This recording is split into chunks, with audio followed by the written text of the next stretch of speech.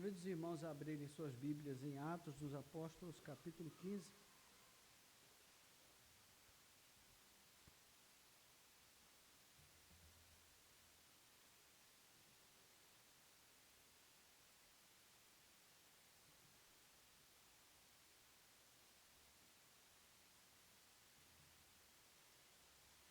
Daqui a pouco nós vamos fazer a leitura a partir do verso 22.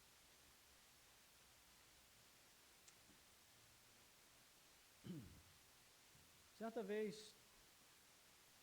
numa viagem do apóstolo Paulo, ele foi à igreja, à cidade de Éfeso, e ali encontrou alguns discípulos de João.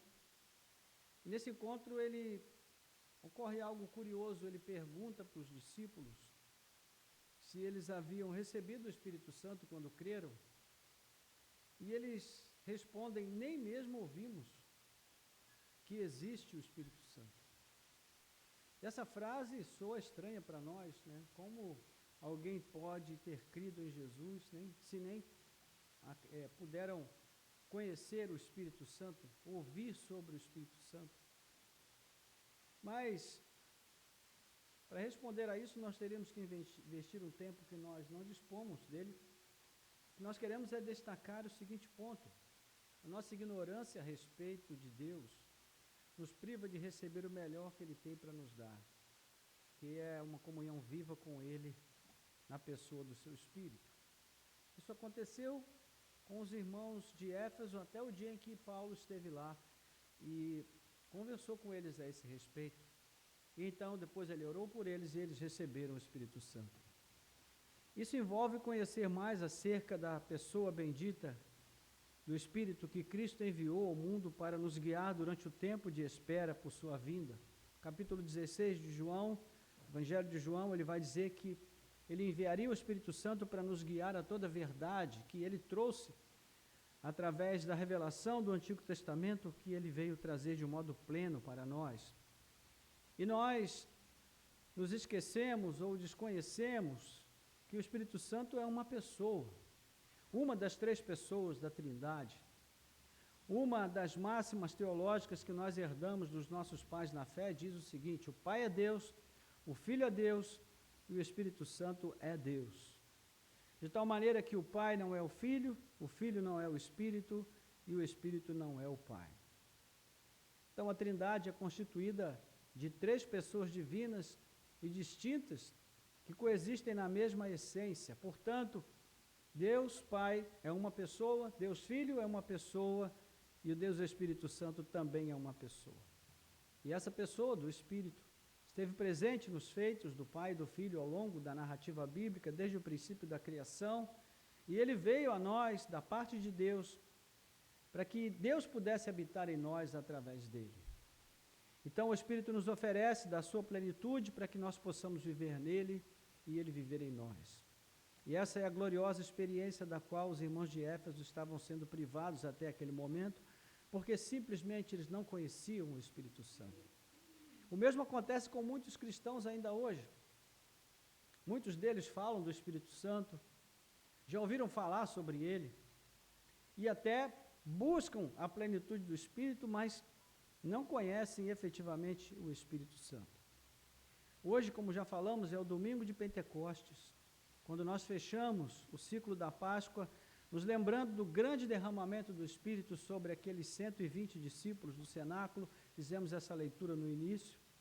E é tempo de voltarmos os nossos olhos ao Espírito Santo, irmãos, de nos lembrarmos e de conhecermos ou de relembrarmos quem Ele é e de como nós precisamos dele, enchendo as nossas vidas com a sua gloriosa presença. Porque sem o Espírito Santo nas nossas vidas, nós não conseguimos viver a vida que Deus quer que nós vivamos. Somente com a sua presença nós podemos ser levados a isso. Então vamos ver o que a palavra de Deus vai nos dizer a respeito da pessoa do Espírito, sobre essa pessoalidade dele, como nós devemos lidar com ele nesse aspecto, como ele deveria fazer parte da nossa vida, do nosso cotidiano, do nosso dia a dia, e muitas vezes isso não acontece justamente porque nós não o conhecemos como deveríamos. Então convido você a abrir a sua Bíblia em Atos 15, nós vamos ler aí dos versos 22 a 29, se você já abriu, Vamos fazer a leitura então. Diz assim: então pareceu bem aos apóstolos e aos presbíteros com toda a igreja eleger alguns homens dentre eles e enviá-los a Antioquia, juntamente com Paulo e Barnabé. Foram eleitos Judas, chamado Barsabás, e Silas, que eram líderes entre os irmãos. Mandaram por eles a seguinte carta: os irmãos, tanto os apóstolos como os presbíteros, aos irmãos gentios de Antioquia, Síria e Cilícia, saudações. Visto sabermos que alguns que saíram do nosso meio sem nenhuma autorização perturbaram vocês com palavras, transtornando a mente de vocês, pareceu-nos bem, chegados a pleno acordo, eleger alguns homens e enviá-los a vocês com os nossos amados Barnabé e Paulo, homens que têm arriscado a vida pelo nome de nosso Senhor Jesus Cristo. Portanto, estamos enviando Judas e Silas, os quais pessoalmente lhes dirão as mesmas coisas.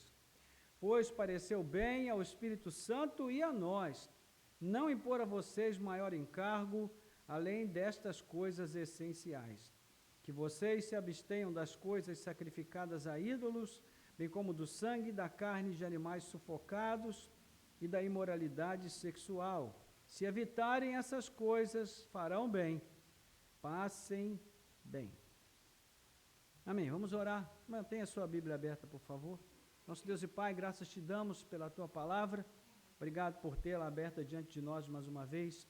Que o Senhor possa falar através Senhor, das nossas vidas. Que o teu Espírito venha nos guiar, nos conduzir, nos dirigir, para que nós sejamos fiéis na transmissão da tua palavra.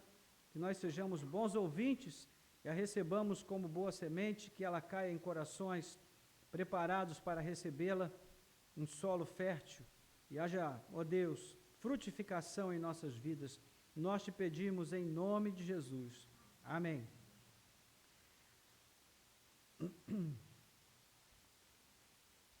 Muitos comentaristas bíblicos têm dito que Atos dos Apóstolos deveria se chamar Atos do Espírito Santo. E é compreensível, porque o Espírito Santo realmente é a pessoa da Trindade que se destaca no livro de Atos. Mas, pelo que já vimos até aqui, já ficou claro que nós não podemos e nem devemos separar o Espírito Santo da pessoa do Pai ou do Filho, por tudo aquilo que nós vemos em suas ações conjuntas nas Escrituras. Desde Gênesis, você vai ver lá no início, né, que Deus estava ali na criação do princípio. No princípio, Deus criou os céus e a terra. A Bíblia diz que ele usou o verbo, o mesmo verbo que João revela no Evangelho, no primeiro capítulo, que é o Filho Jesus Cristo. E o Espírito Santo pairava sobre a face do abismo, ou seja, desde o princípio, o Pai, o Filho e o Espírito trabalham juntos. E é assim que eles trabalham também em nossas vidas.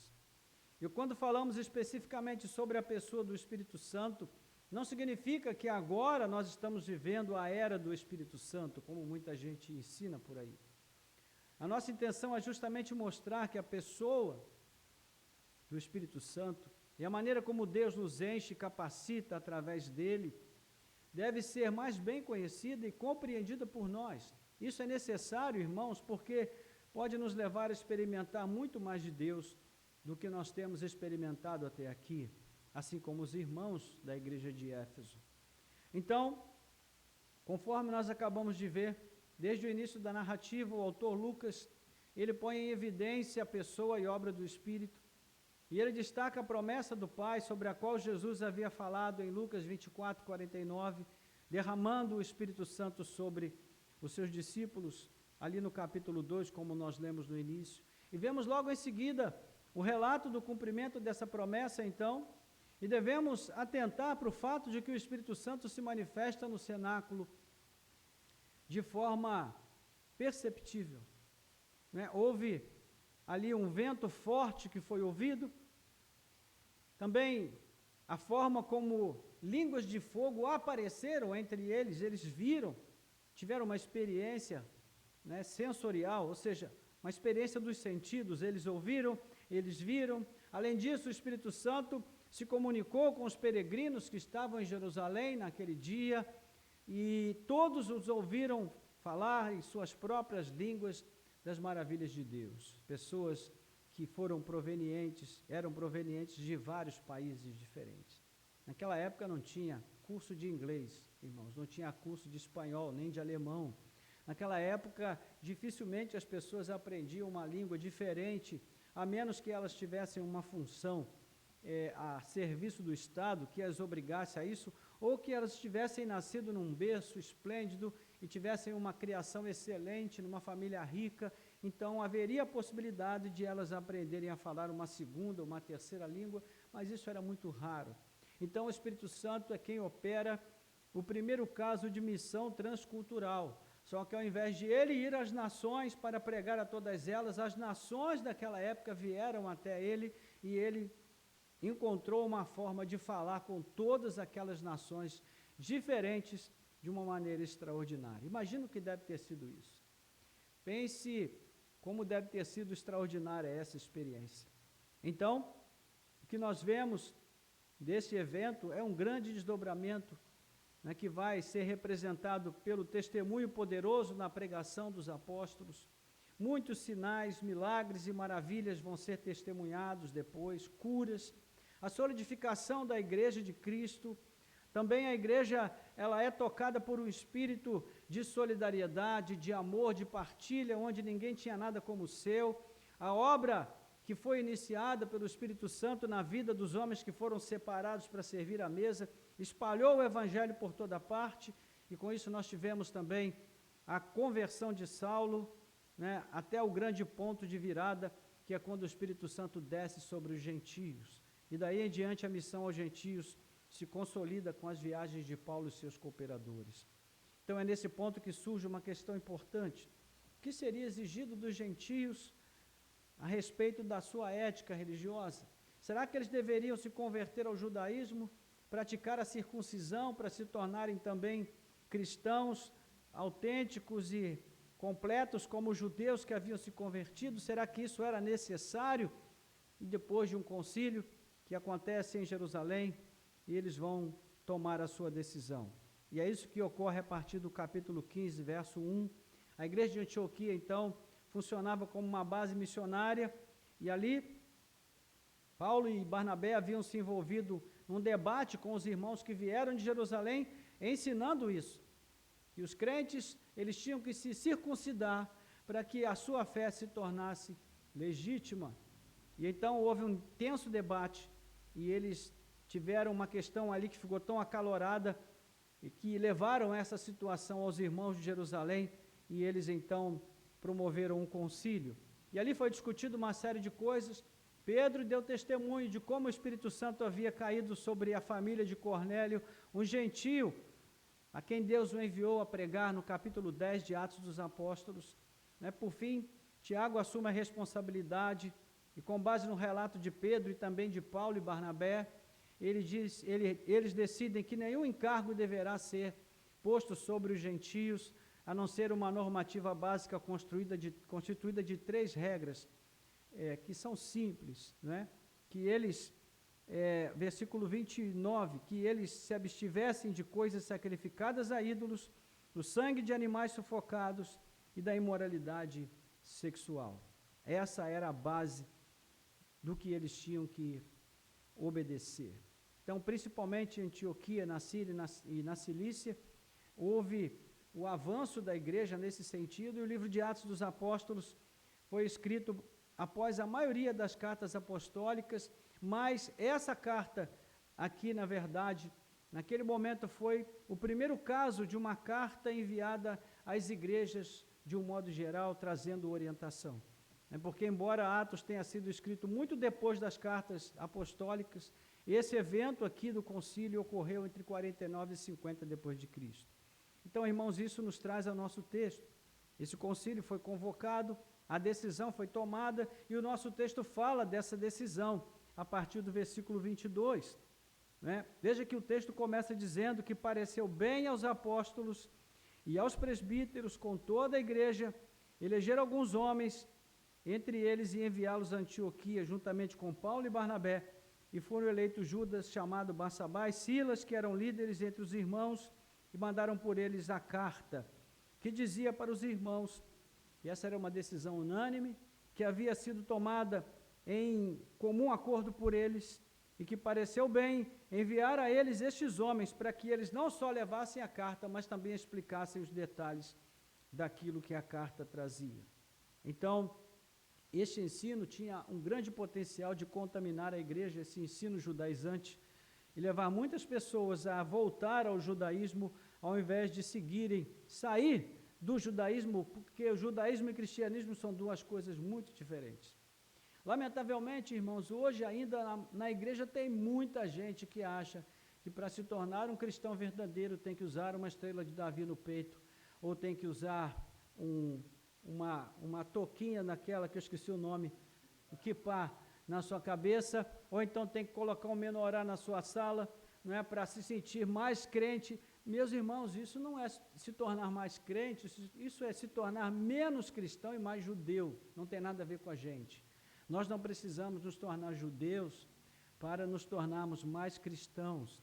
Se quisermos nos tornar mais cristãos, nós precisamos nos encher mais de Cristo, e não do judaísmo ou de qualquer outro tipo de religiosidade, né, que vá dar aquele verniz de uma espiritualidade mais profunda. Então, no início do período, esse período funciona como um conectivo que vai ligar a isso que foi decidido em Jerusalém e ser encaminhado para toda a igreja, e os apóstolos e presbíteros reunidos em Jerusalém, então, discutem sobre essa questão e acolhem o parecer de Tiago, e isso precisava ser enviado, então, por carta a todas as igrejas. E quanto a isso, o texto diz que pareceu bem aos apóstolos, presbíteros da igreja, enviarem um grupo de 4 pessoas para levarem essa mensagem. E essa expressão, pareceu bem, ela vai se repetir ainda por 2 vezes no texto. E ela é importante para o que a gente precisa compreender nessa noite. Então, foram escolhidos esses homens, né, Paulo, Barnabé, Judas, Barsabás e Silas. Silas, que era um judeu helenista e se tornou um grande ajudante de Paulo, era um cidadão romano como ele. E Judas e Silas também eram profetas reconhecidos em Jerusalém, e eles deveriam acompanhar, então, Paulo e Barnabé até Antioquia. O fato era que enviar uma simples carta não bastava, eles precisavam explicar os pormenores da missão. Então, era essencial que eles fossem enviados como delegados a Jerusalém para dar respaldo à carta, como líderes reconhecidos pela igreja-mãe. Então, nós vemos aí nos versos 23 a 27, que vai dizer: irmãos, tanto os apóstolos como os presbíteros, aos irmãos gentios de Antioquia, Síria e Cilícia, saudações. Visto sabermos que alguns saíram do nosso meio sem nenhuma autorização, perturbaram vocês com palavras, transtornando a mente de vocês. Pareceu-nos bem chegados a pleno acordo, eleger alguns homens e enviá-los a vocês com os nossos amados Barnabé e Paulo, homens que têm arriscado a vida pelo nome do Senhor Jesus Cristo. Portanto, estamos enviando Judas e Silas, os quais pessoalmente lhes dirão as mesmas coisas. Ou seja, o teor da carta era esse. É o que Lucas vai mostrar nos versos seguintes, né? A gente já leu, verso 29. Mas é importante aqui alguns detalhes. A saudação do verso 23, ela mostra que a decisão foi uma decisão unânime por parte da igreja. Tinha o peso do acolhimento de toda a igreja e da aprovação dos líderes mais proeminentes da igreja de Jerusalém. O versículo 24 mostra a preocupação de esclarecer que o ensino dos judaizantes não partiu da igreja, e sim de um grupo de franco-atiradores, né, que não andava com o aval dos apóstolos e presbíteros, mas por sua própria conta, espalhando essa heresia no meio da igreja. Então, esse grupo, primeiro, foi para Antioquia sem autorização da liderança, levou uma mensagem perturbadora aos irmãos, que transtornou a sua mente, e essa perturbação foi tão forte que os irmãos de Antioquia enviaram Paulo e Barnabé a Jerusalém pedindo ajuda e orientação. Então, houve essa comissão, versos 25 a 27 que nós lemos, e novamente nós encontramos o verso destacado aqui, dizendo: pareceu-nos bem. Mais uma vez, o consenso que foi decidido é destacado, portanto, a decisão deveria ser acatada por todos. E até aqui o consenso envolvia os líderes, apóstolos e presbíteros, os irmãos que apresentaram suas credenciais e a igreja como um todo. Mas se nós seguirmos no verso 28 e 29, nós vamos ver, versículo 28, pois pareceu bem ao Espírito Santo e a nós não impor a vocês maior encargo, além dessas coisas essenciais. Chegamos agora ao ponto que a gente queria destacar. Veja que pela terceira vez, o autor utiliza a mesma expressão, pareceu-nos bem, para enfatizar a unanimidade e o caráter comunitário da decisão tomada em relação à questão dos judaizantes. E aqui, irmãos, uma coisa importante para nós é perceber como a igreja funciona. Meus irmãos, a igreja não é uma colcha de retalhos, onde cada pessoa faz o que dá na cabeça. A igreja é uma comunidade de fé. E ela precisa tomar decisões consistentes com a palavra de Deus, conscientes daquilo que está sendo feito, à luz daquilo que a palavra de Deus diz, e em comum acordo com a sua liderança, deve haver uma comunicação entre as partes. O que a gente vê na igreja hoje? Uma loucura. Cada pessoa faz o que dá na cabeça. Né? Muitas vezes a gente chega num contexto e a gente não sabe realmente quem lidera, quem obedece, quem determina as diretrizes, quem faz o quê. Portanto, a igreja é um lugar onde deve haver essa preocupação, meus irmãos, de cuidar bem da igreja como uma instituição, sim, mas sobretudo como um corpo espiritual, orgânico, onde a presença do Espírito Santo é que determina as ações. E é isso que nós vamos ver, porque a diferença nessa parte da narrativa é que a carta acrescenta mais uma pessoa nessa decisão conciliar, que é a pessoa do Espírito Santo. Então veja que o texto diz, pois pareceu bem ao Espírito Santo e a nós. O que fica bem claro aqui, irmãos, é que cada vez que nós lemos pareceu bem aos apóstolos, o Espírito Santo estava interagindo com eles e com a igreja. Então a decisão de Jerusalém tem o peso essencial e decisivo de uma pessoa divina, cuja opinião norteou toda a discussão, o Espírito Santo. Será que você consegue perceber o grau de comprometimento que a igreja tinha com o Espírito Santo e o Espírito Santo tinha com a igreja? Você já orou alguma vez na sua vida pedindo ao Espírito Santo para te orientar sobre uma decisão importante que você precisa tomar?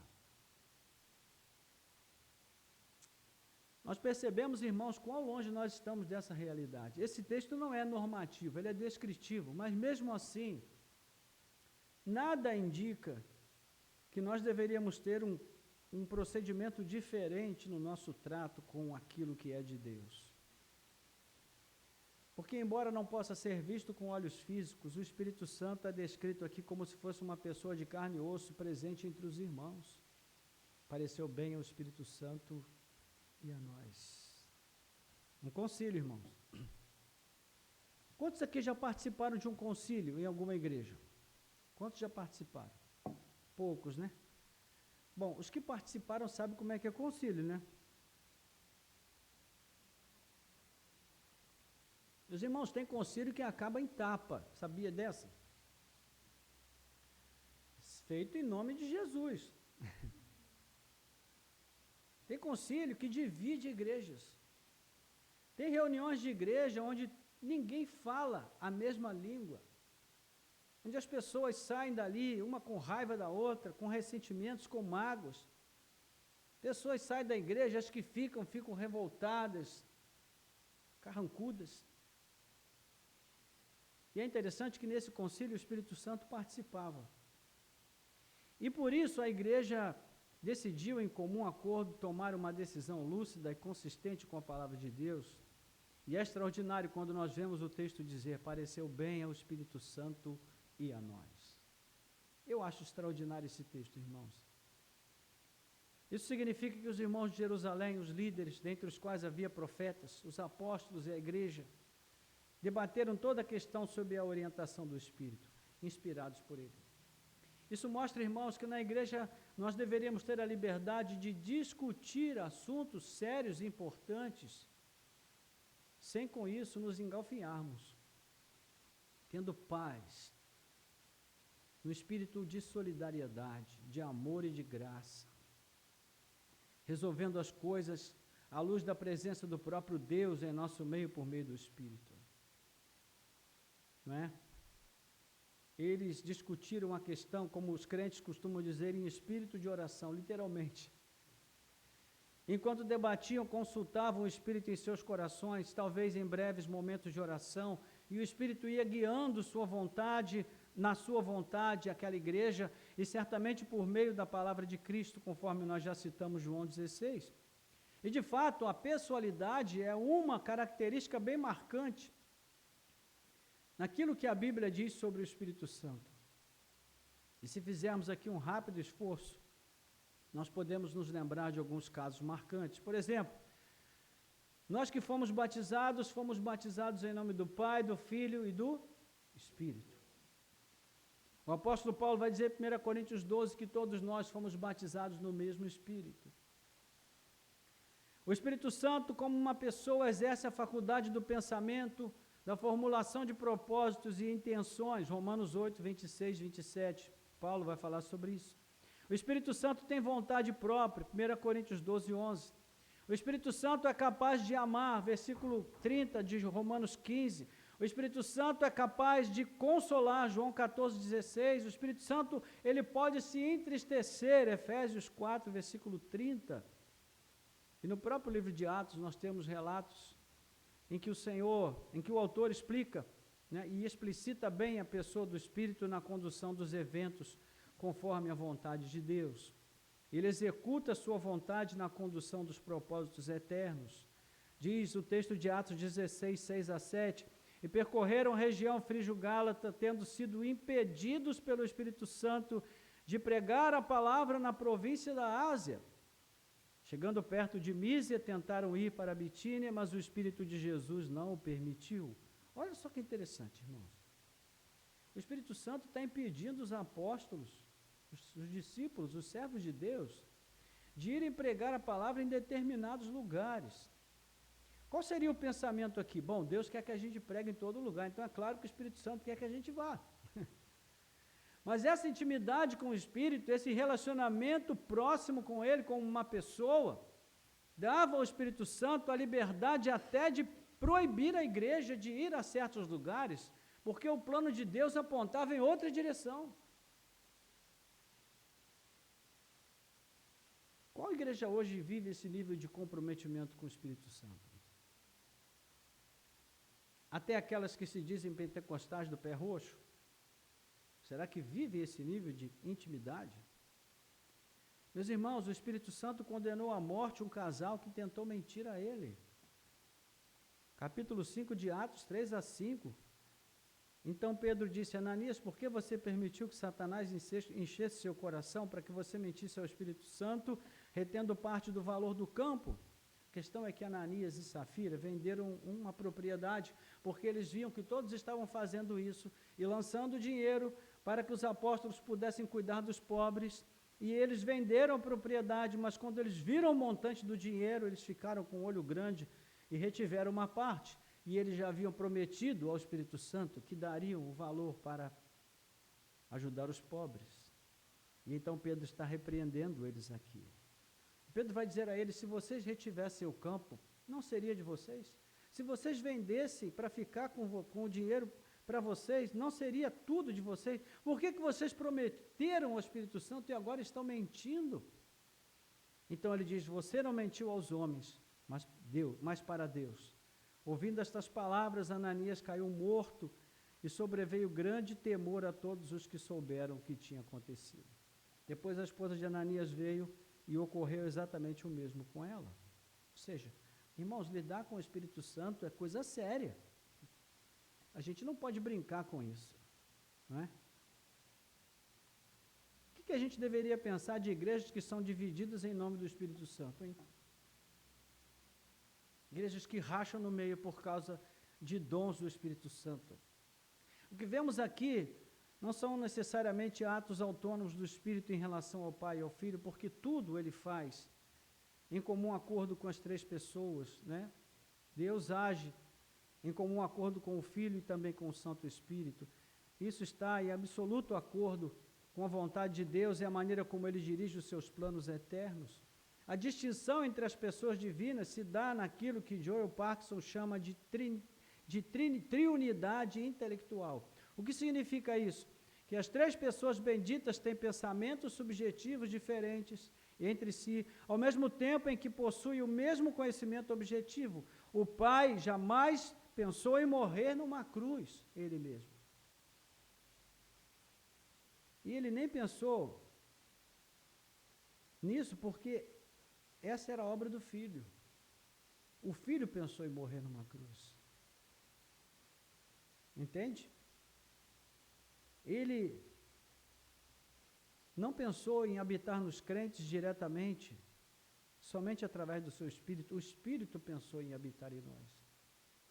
Então, só o Filho pensou em morrer na cruz, assim como só o Espírito cogita viver nos crentes. No entanto, o Pai, o Filho e o Espírito compartilham do conhecimento perfeito e do plano salvífico, assim como o todo conhecimento perfeito a respeito de todas as coisas. E na minha vida e na sua vida habitam o Pai, o Filho e o Espírito Santo.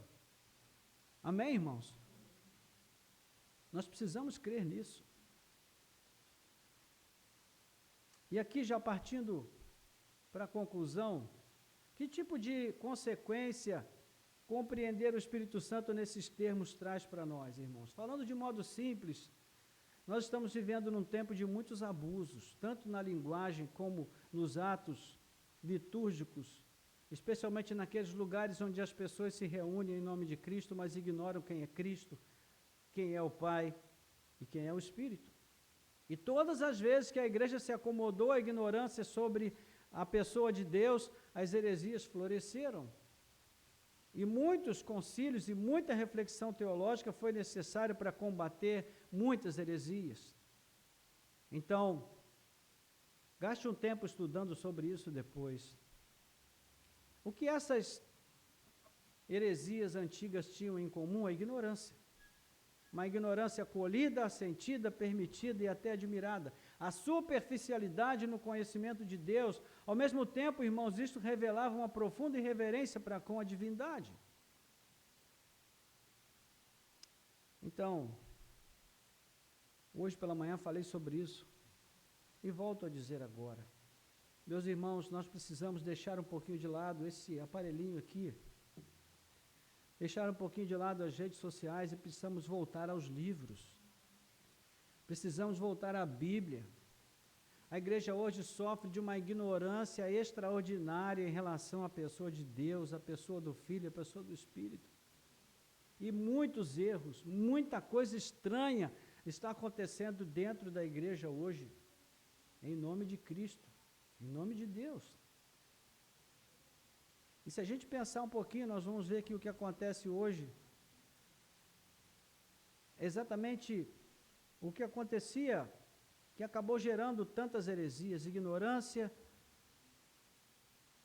consentida, permitida e até admirada, a superficialidade no conhecimento de Deus, a irreverência, tudo em nome de um modo de ser evangélico mais contextualizado, mais pragmático, ou mais avivado ou descolado. E quando as pessoas hoje se reúnem para falar do Espírito Santo, elas acham que falar do Espírito é falar de gritaria, é falar de histeria, é falar de experiências de êxtase. Meus irmãos, o Espírito Santo, ele pode sim nos levar a uma experiência de êxtase. Isso pode acontecer. Mas isso não é o essencial. O essencial é que nós tenhamos uma comunhão verdadeira com Ele. Que nós o conheçamos. Entende? Imagine você namorar uma pessoa durante anos e com aquela pessoa você tem experiências extraordinárias, você conhece muitos lugares, viaja para muitos países, vai para todos os lugares que você nunca pensou em ir. E quando você se casa com aquela pessoa, você vai perceber que ela não era nada daquilo que você imaginou, que você viveu, apenas as experiências superficiais, mas nunca chegou a conhecer aquela pessoa efetivamente. Isso acontece com muita gente. São pessoas que querem viver experiências e elas vão procurando de igreja em igreja, de evento em evento. Elas querem um arrepio, elas querem uma experiência emocional mais profunda, mas nunca chegam a conhecer realmente quem é o Espírito Santo. E eu vou dizer uma coisa para vocês, irmãos. Quando nós paramos para conhecer quem é Deus, quem é o Espírito, quem é o Filho, a primeira coisa que começa a acontecer é que a gente entra em crise com a nossa fé. Porque nós pensamos, meu Deus, como é que eu pude fazer tanta coisa errada durante tanto tempo, achando que eu estava no caminho certo? Porque, meus irmãos, se a ignorância é cômoda, o conhecimento é desafiador. Então, nós criamos tantos mitos dentro do nosso círculo evangélico, que os mitos tomaram lugar da realidade. Por isso, ao invés de buscarmos uma autêntica vida de devoção, nós criamos um perfil evangélico, devoto, pop, que vendemos para as pessoas. Então, desde que nós saibamos usar as frases de efeito, alimentar o mito, o nosso sucesso está garantido. E às vezes hoje, quando a gente está numa situação cotidiana, onde você vai orar por alguém, e aí você diz, olha, vamos orar, se for da vontade de Deus, o Senhor vai fazer. E aí vem um crente do teu lado e fala assim, não, Deus já fez. Já aconteceu, vamos tomar posse. O que é isso, irmãos? Isso é mito. Porque a Bíblia não nos ensina a orar dessa forma. Entende? Nós precisamos entender, meus irmãos, que nós somos apenas instrumentos de Deus. Nós não somos a própria divindade. Veja, o Espírito Santo proibiu os apóstolos de irem a determinados lugares porque não era vontade de Deus. E o óbvio poderia mostrar que era. Mas Deus nem trabalha sempre no óbvio. Ele pode nos surpreender, porque a sua vontade muitas vezes é um mistério para nós. Então, às vezes, Deus simplesmente não quer curar uma pessoa porque Ele tem propósitos naquela enfermidade. Sim, Deus tem. Não teve na vida de Jó. O apóstolo Paulo era um homem de Deus. Ele orava por lenços e as pessoas levavam para pessoas distantes, para outras pessoas, e aquele lenço, quando era posto sobre a vida de um enfermo, ele era curado. Mas ele não pôde curar Timóteo. Ele diz, Timóteo, usa um pouco de vinho por causa das tuas frequentes enfermidades no estômago. Ele não pôde curar Epáfras, que quase morreu, e ele não pôde curar. Porque, meus irmãos, Deus não se sujeita à nossa vontade.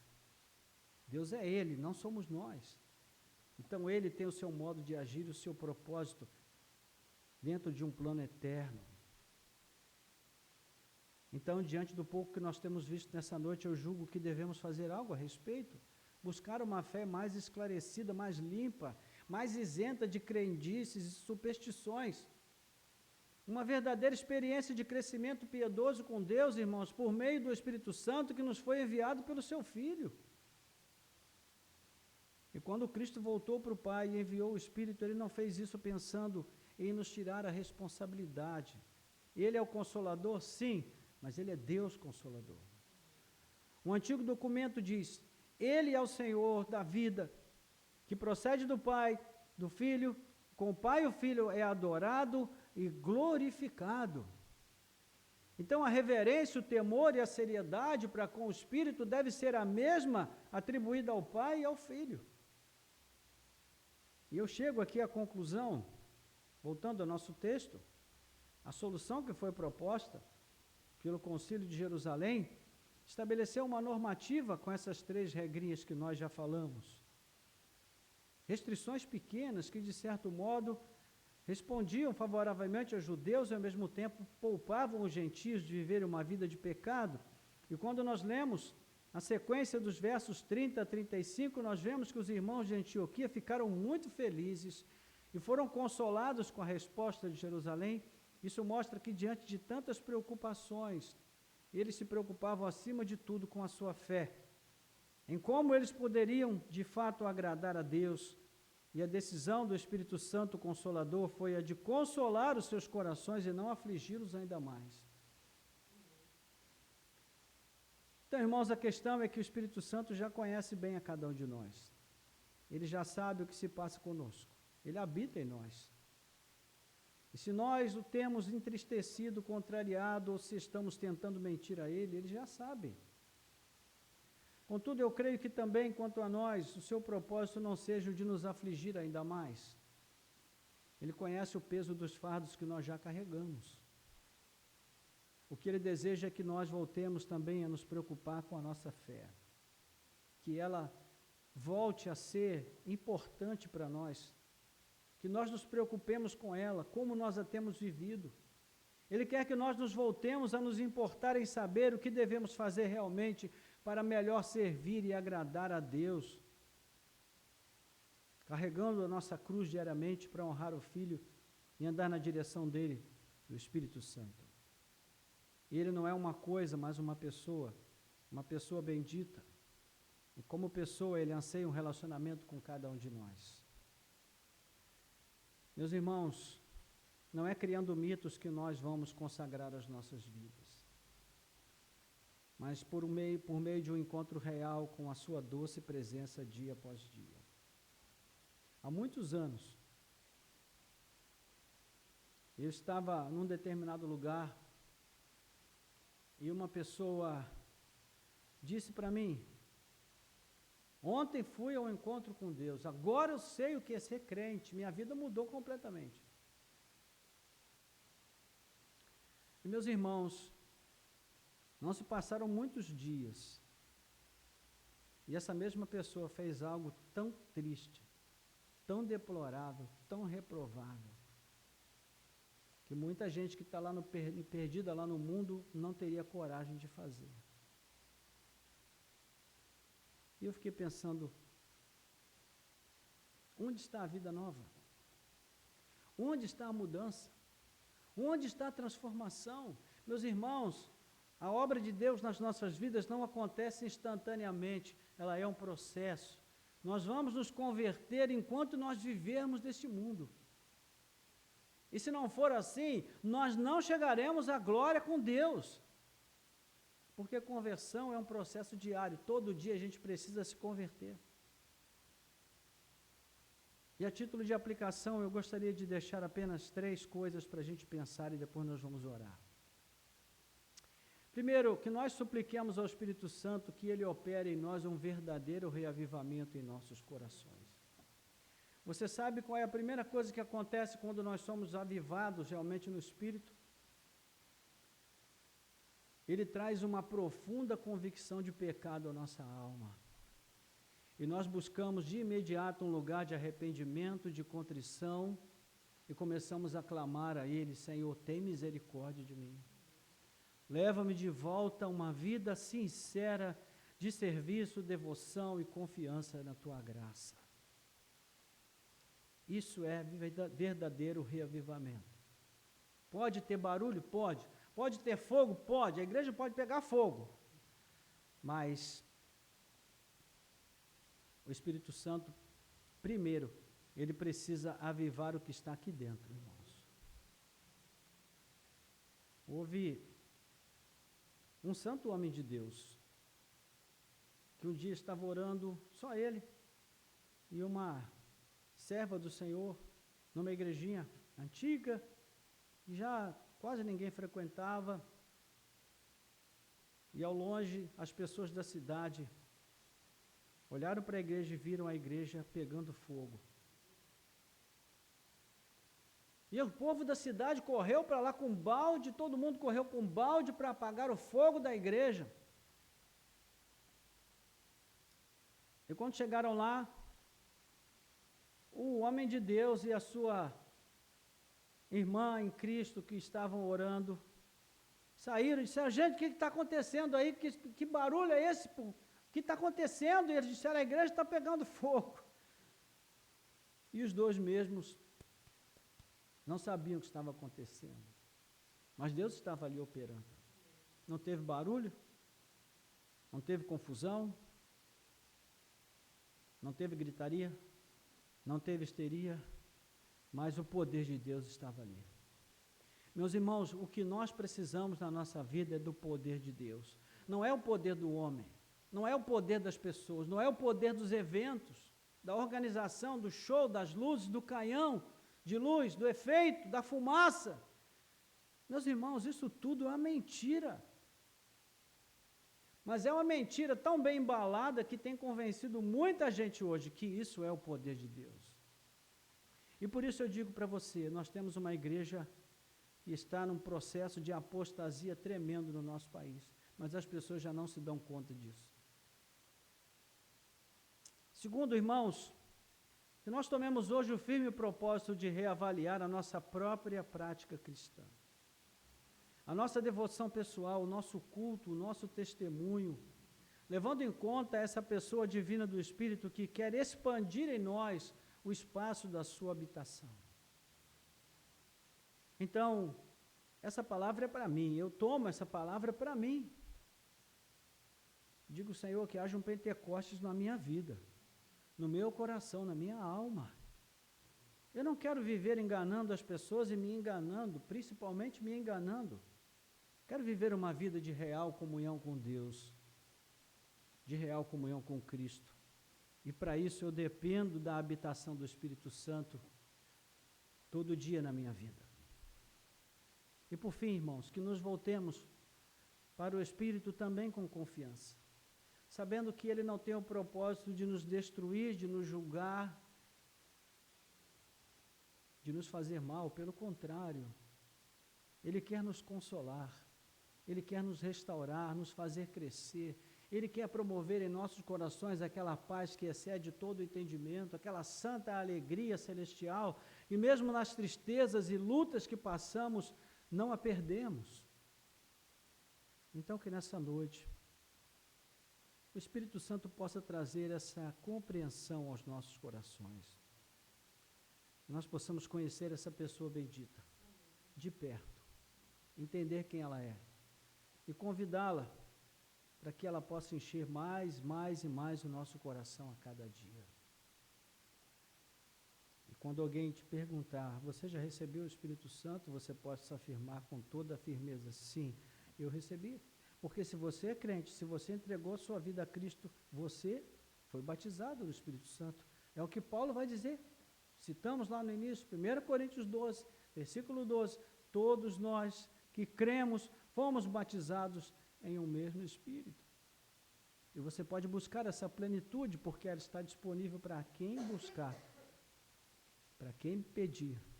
Lucas diz, pedir, batei, buscai, porque se somos maus e sabemos dar boas coisas aos nossos filhos, o Pai poderá dar o Espírito Santo àqueles que lhe pedirem.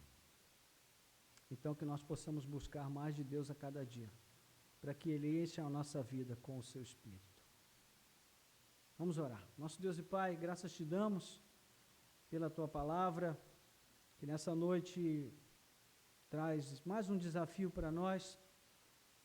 Esse domingo de Pentecostes, Senhor, nós não queremos buscar aqui, Senhor, nada que não seja real, nada que não seja verdadeiro, nada que não seja fruto da Tua graça e da Tua misericórdia, operando em nossas vidas de verdade. Não queremos, Senhor, participar de nenhuma encenação e de nada que não se traduza em verdadeira experiência viva com a pessoa do Teu Santo Espírito. Ah, Senhor, como nós precisamos ser avivados, como nós precisamos ser renovados, como nós precisamos que a chama seja acesa no nosso coração mais uma vez, como nós precisamos que o Senhor arranque a frieza, ó Deus, dos nossos corações, que o Senhor tire a apatia e o abatimento da nossa alma, e o Senhor nos leve a uma vida mais plena, ó Deus, mais cheia da presença desse Espírito, para que Ele possa realmente, Senhor, fazer morada de um modo mais extensivo nas nossas vidas, ocupando todos os espaços, de maneira que não sobre espaço para o pecado, ó Deus, para a tristeza, o abatimento e para a falta de comunhão contigo, Senhor, que muitas vezes tem marcado as nossas vidas em muitos momentos. Senhor, não queremos viver uma vida tímida. Não queremos ter medo, Senhor, das perseguições deste mundo. Não queremos fazer acordos e conchavos com o sistema para buscarmos o nosso lugar ao sol, porque o nosso lugar é na Tua presença. E o nosso sol é Cristo, o sol da justiça. E quando Ele brilha em nossas vidas, toda a escuridão é dissipada.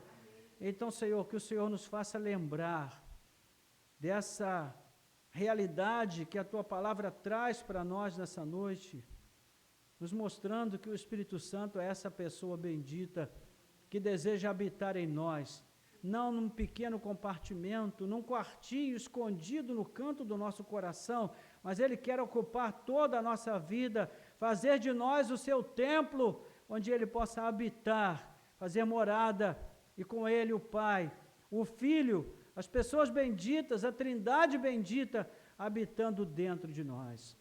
Ajuda-nos, Senhor, para que nós possamos levar a nossa vida cristã muito a sério. Para que a cada dia, Senhor, nós possamos desafiar a nossa própria fé, buscar crescer a cada dia mais, Senhor, na comunhão, no entendimento, na compreensão acerca de quem Tu és e do que Tu fazes, ó Deus, na vida daqueles que são Teus. Ajuda-nos a vencer os mitos, as crendices, as superstições do nosso tempo e vivermos uma vida autêntica de comunhão contigo na pessoa do Espírito Santo. Senhor, assim nós oramos, Pai, e que esse nível de comprometimento nos leve, Senhor, a um dia podermos testemunhar. Pareceu bem ao Espírito Santo e a mim agir dessa e dessa maneira. Pareceu bem ao Espírito Santo e a mim não escolher esse caminho porque ele vai me levar ao pecado. Pareceu bem ao Espírito Santo e a mim escolher o caminho mais difícil porque ele vai me levar ao centro da vontade de Deus. E assim, Senhor, que o Espírito Santo venha realmente guiar as nossas vidas. E que as decisões que ele nos levar a tomar, sejam boas ou mais, glorifiquem o teu santo nome, Senhor. Nós te pedimos e te agradecemos em nome de Jesus. Amém. Amém, irmãos.